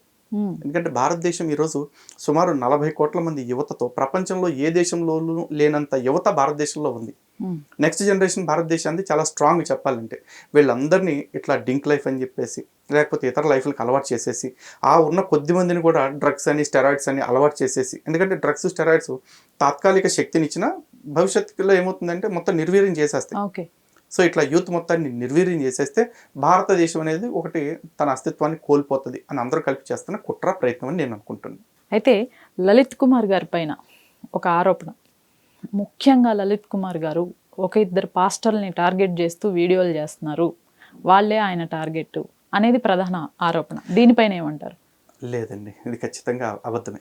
ఎందుకంటే నేను 2 పాస్టర్లను టార్గెట్ చేశాను అంటున్నారు. కాదు, నేను ప్రతి పాస్టర్ని టార్గెట్ చేశాను. పాస్టర్ని కాదు, క్రిస్టియానిటీ మొత్తాన్ని టార్గెట్ చేశాను. ఎందుకంటే వాళ్ళ చర్చిలో కూర్చుని వాళ్ళు ప్రార్థనలు చేసుకుంటే నాకు ఏ అభ్యంతరం లేదు. కానీ కొంతమంది కరపత్రాలని, బైబుల్లని, మైకులు పెట్టుకుని రోడ్ల మీదకి వచ్చి అచ్చోసిన ఆంబోతుల్లాగా ప్రతి ఇంటి ముందు, ప్రతి హిందూ దగ్గరికి వచ్చి సిగ్నల్ ముందు ముష్టోడికిలాగా బాబు నా మతంలోకి మారు, మా బాబు నా మతంలోకి మారు అని బెచ్చం ఎత్తుకుంటుంటే నాకు నచ్చట్లా. ఆ బెచ్చం ఎత్తుకునే క్రమంలో మా దేవుడే నిజమైన దేవుడు, మీరు పూజించేది అబద్ధపు దేవుళ్ళు, మీరు పూజించేది రాళ్ళనే సైతాన్ని అంటూ నా దేవుళ్ళని అవమానిస్తుంటే నేను వాళ్ళని టార్గెట్ చేస్తాను. ఎవడైతే వేదాల్లో యేసు, పురాణాల్లో పీసు అంట నా దేవుళ్ళని నా గ్రంథాలను అవమానిస్తూ నా గ్రంథాల వెలుగులో వాళ్ళ మతాన్ని వాళ్ళ దేవుణ్ణి వెతుకునే ప్రయత్నం చేస్తారో అలాంటి నేను టార్గెట్ చేస్తాను. ఎవడైతే భారతదేశంలో మూఢనమ్మకాలు ఉంటే, సనాతన ధర్మం అంటే మూఢనమ్మకాలు అంటే తప్పుడు ప్రచారాలు చేసి నా ధర్మం పట్ల విష ప్రచారం చేస్తారో అలాంటి ప్రతి ఒక్కరిని నేను టార్గెట్ చేస్తాను. అలాంటి ప్రతి ఒక్కడు నా టార్గెటే. వాళ్ళలో ఎవరిని వదిలిపెట్టేది లేదు. ఇంకొంతమంది ఉంటారు రోడ్డు మీద ఆ ఊరకుక్కల్లాగా బయలుదేరిపోయి నేను ప్రార్థన చేస్తాను, రోగాలు తగ్గిస్తాను, రొస్టులు తగ్గిస్తాను, నేను చెయ్యట్టి టచ్ అంటే మీరు పడిపోతారు, అది ఇదని చెప్పేసి గాలియాశాలు వేస్తూ ఉంటారు. అలాంటి ప్రతి కుక్కని నేను టార్గెట్ చేస్తాను. అయితే ఇక్కడ నేను ఇంకొక ప్రశ్న మిమ్మల్ని అడగాలనుకుంటుంది. నేను ఒక వీడియో చూశాను, శ్రీ రాధా మనోహర్ దాస్ గారి, మీరు ఆయన కలిసి చాలా వర్క్ చేశారు. ఆయన శిష్యుణ్ణి ఆయన దగ్గర వర్క్ చేశాను అని చెప్పేసి ఒక పాస్టర్ దగ్గరికి, ఒక ఛానల్ దగ్గరికి వెళ్ళి సాక్ష్యం అని ఈ మధ్య ఇవి బాగా ట్రెండ్ అవుతుంది, దొంగ సాక్ష్యాలు బాగా చెప్తారు. ఈ సాక్ష్యం అనేది ఇవ్వటం జరిగింది. అది ప్రజల్లోకి కూడా బాగా వెళ్ళింది, ఆ వీడియోకి కూడా బాగా వ్యూస్ వచ్చాయి. దీనిపైన ఏమంటారు? ఫ్రాంక్లీ నేను ఆ వీడియో చూడలేదు, అతను ఎవరో కూడా నాకు తెలియదండి. కానీ వాస్తవంగా చెప్తున్నాను, ఇవన్నీ పెద్ద షాకింగ్గా ఉండవు. ఎందుకంటే క్రైస్తవులు చాలా తెలివైన వాళ్ళు అనే కంటే కూడా దేనికైనా తెగించేవాళ్ళు. వాళ్ళు రాధా మనోహర్ లాంటి వాళ్ళ మీదకే అమ్మాయిలను పంపించి పక్కలేయాలని ట్రై చేసిన వాళ్ళు వీళ్ళు. గతంలో మీకు అది గుర్తుండే ఉంటుంది కదా, హనీ ట్రాప్ వేసేసి తను నిరికించాలని కూడా ట్రై చేశారు. కానీ రాధా మనోహర్ దాస్ గారు ఏదో కొంచెం లౌక్యం తెలిసిన వ్యక్తి కాబట్టి ఆ రోజున బయటపడగలిగారు. ఈ రోజున రాధా మనోహర్ గారు బహుశా నోటీస్ చేసి ఉండకపోవచ్చు. వీళ్ళు ఒక 2 సంవత్సరాల క్రితం 3 సంవత్సరాల క్రితమే ఒకటి హిందువులాగా పంపిస్తారు. పంపించి వాడు 2 సంవత్సరాలు రాధా మనోహర్ గారి దగ్గర శిష్యరికం చేస్తున్నట్లుగా నటించి ఏదో ఒక సీక్రెట్ దొరకకపోద్దా అని ట్రై చేసి ఉంటాడు. ఈ 2 సంవత్సరాలు ట్రై చేసినా కూడా ఆయన దగ్గర ఏమీ దొరకకపోయేపాటికి ఓహో దీన్ని రివర్స్లో కొడదామని చెప్పి ఇదిగో రాధా మనోహర్ శిష్యుడే మతం మారిపోయాడు క్రైస్తవ్యంలోకి అంటూ ఒక తప్పుడు ప్రచారం చేస్తే ఇంకా చాలామంది అవునా రాధా మనోహర్ గారు శిష్యుడే మారిపోయాడా అంటూ షాక్ అయిపోయి చాలామంది మారిపోతారేమోనని చెప్పేసి ఇది ఒక పనికిమాలిన డ్రామా. ఇట్లాంటి డ్రామాలు మేము చాలా చూస్తుంటాం. ఒక్క రాధా మనోహర్ గారి దగ్గర నుంచి వెళ్ళిపోయి క్రిస్టియానిటీలోకి మారినందుకే ఇంత చేస్తున్నారే, మరి స్వయంగా మీ కళ్ళ ముందు నేనే కనపడుతున్నాను. నేనే క్రిస్టియానిటీని చీగొట్టి తిరిగి హిందుత్వంలోకి వచ్చేసాను. మరి అవును, అసలు నాకు ఇది తెలుసుకోవాలని ఉందండి. ఇది ఏంటి మెయిన్ రీజన్? వెళ్ళటానికి ఏంటి రీజన్? రావడానికి ఏంటి రీజన్? వెళ్ళటానికి రీజన్ ఒకటేనండి. నేను కూడా అందరిలాగే నిజమైన దేవుడు అక్కడికి వెళ్తే ప్రార్థనలు చేస్తుంటే అద్భుతాలు జరిగిపోతాయి అనుకుని వెళ్ళాను. అక్కడికి వెళ్ళిన తర్వాత దేవుడు అంతా డమ్మా బుస్క్ అని తెలిసింది నాకు. ఎలా తెలిసింది మీకు? చూస్తున్నా ప్రార్థన చేస్తూ ఉంటే మనకి బయటకు వచ్చేపాటికి దేవుడు, సువార్త, స్వస్థత, ప్రార్థన అని చాలా చెప్తారు. లోపలికి వెళ్ళిన తర్వాత ఏం ఉండదండి. అక్కడంతా కూడా ఇల్లీగల్ కాంటాక్ట్స్ ఇవే జరుగుతున్నాయి. నేను చూశాను. వాళ్ళ దేవుడు బయటకు వచ్చి కబుర్లు చెప్పే వాళ్ళందరికీ కూడా ఆర్థికంగా బాగానే ఇస్తున్నాడు, కానీ లోపల ఇల్లీగల్ కాంటాక్ట్లు పెట్టుకుని కులికే వాళ్ళని ఎవరిని ఏమీ శిక్షించట్లేదే. స్వయంగా పాస్టర్లే బోల్డ్ ఇల్లీగల్ కాంటాక్ట్లు పెట్టుకుని చాలా దారుణాలు చేస్తున్నారు. అరే పాస్టర్లు రేపులు చేస్తున్నారండి. మరి అలాంటి వాళ్ళందరినీ దేవుడు ఎక్కడ శిక్షించలేదుగా. కనీసం దేవుడు వాళ్ళందరికీ కూడా ఒరే మీరు అందరూ కూడా పక్క మతాల మీద పడి ఏడవటం కాదు, మన పని ఏంటో మనం చేసుకుందాము, మీరు 10 మందికి మంచిని చెప్పండి, సర్వేజన సుఖినోభవంతం చెప్పండి అని చెప్పేసి బైబిల్ మొత్తం మీద ఎక్కడ నాకు అట్లాంటి వాక్యం కనపడలా. సర్వేషాం స్వస్తిర్భవతు, సర్వేషాం శాంతిర్భవతు, సర్వేషాం పూర్ణం భవతు, సర్వేషాం మంగళం భవతు, సర్వే సంతు సుఖినః, సర్వే సంతు నిరామయ, సర్వే భద్రాణి పశ్యంతు, మా కశ్చిత్ దుఃఖ భాగ్ భవేత్. ఇలాంటి శ్లోకం లేదు, దీనికి మించి కాదు, దీనికి సమానమైనది కూడా బైబిల్ మొత్తం మీద ఒక్కటంటే ఒక్కటి కూడా లేదు. మరి అలాంటి మతాన్ని నేను ఎంతకాలం భరిస్తానండి? నేను ఎంత గొప్ప సనాతన ధర్మానికి వారసుని నేను అలాంటి మతాన్ని విడిచిపెట్టేసి ఇట్లాంటి కర్మ నాకెందుకు, ఈ దరిద్రం అని చెప్పేసి నేను చీ అనుకుని వచ్చేసా బయటికి.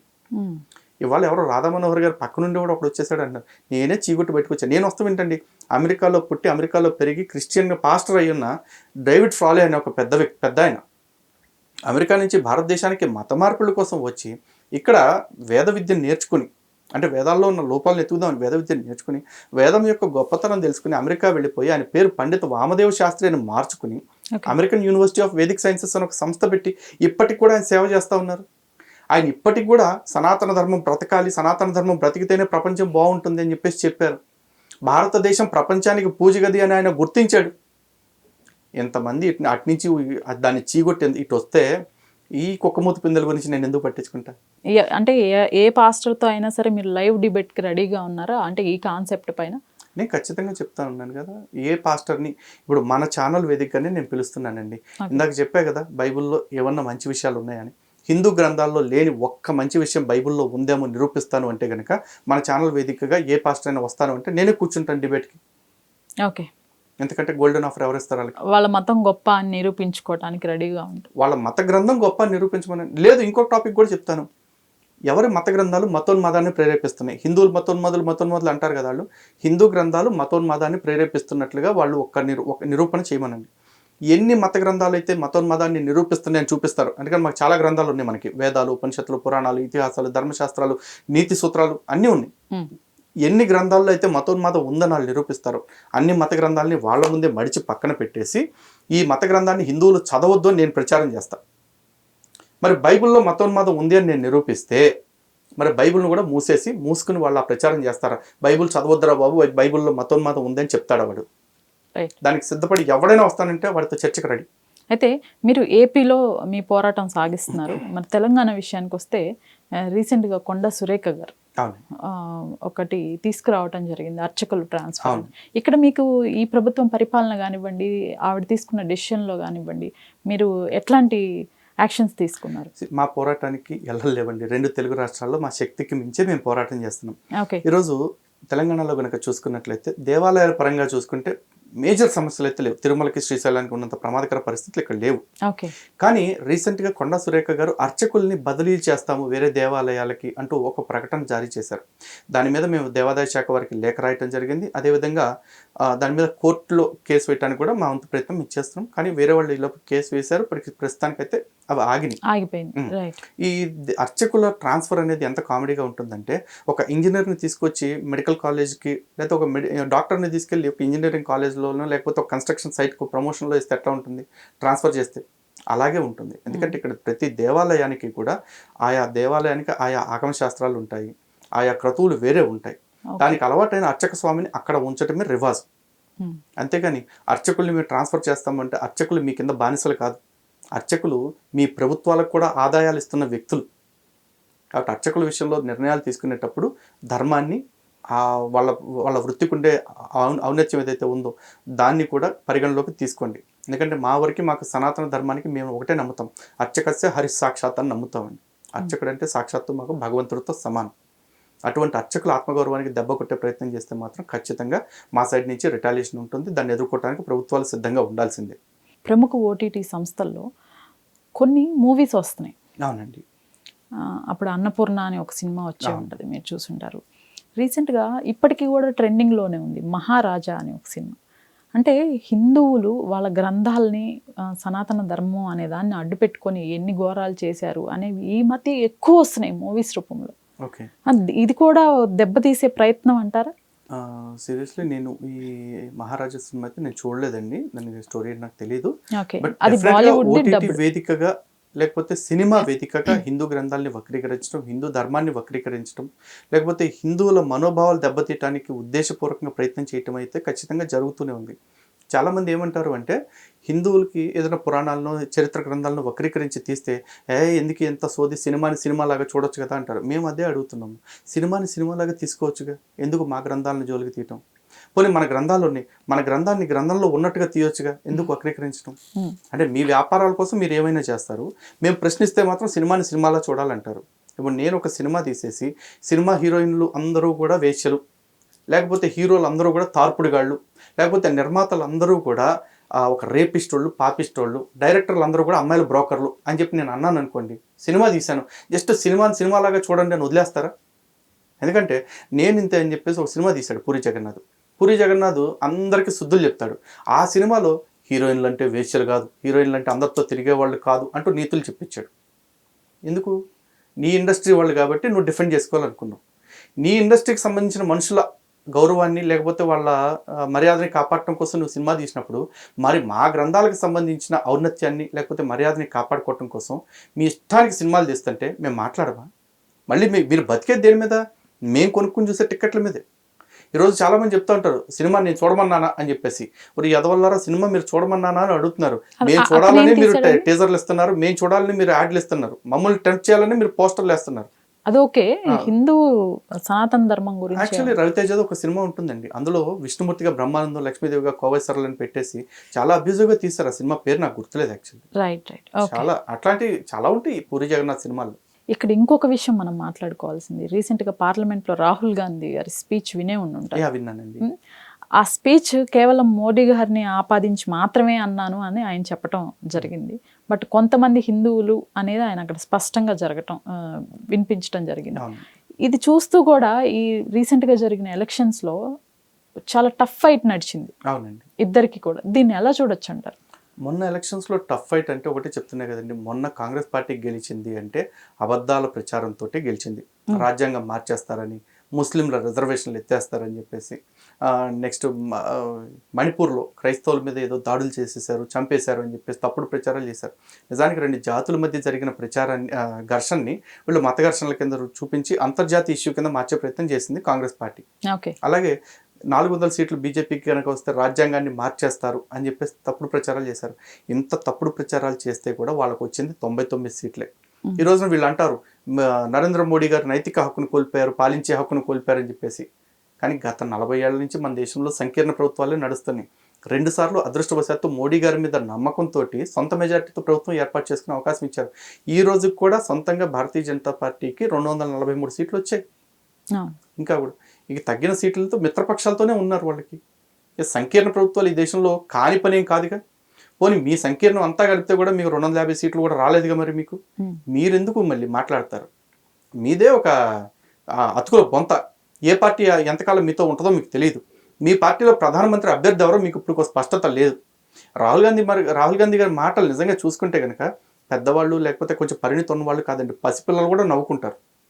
కేవలం రాహుల్ గాంధీ వెనకాల ఒక పెద్ద పార్టీ ఉంది, వాళ్ళ వెనకాల బోల్డ్ అంత డబ్బు ఉంది, బోల్డ్ అంత విదేశీ శక్తుల సహకారం ఉంది, బోల్డ్ అంతమంది కార్యకర్తలు ఉన్నారు ఇంకా నమ్ముతున్న వాళ్ళు. దురదృష్టవశాత్తు ఇలాంటి వాళ్ళని కూడా ఇంకా దేశద్రోహులను దేశ వ్యతిరేకులను తెలుసుకోలేక నమ్ముతున్న వాళ్ళు ఉన్నారు.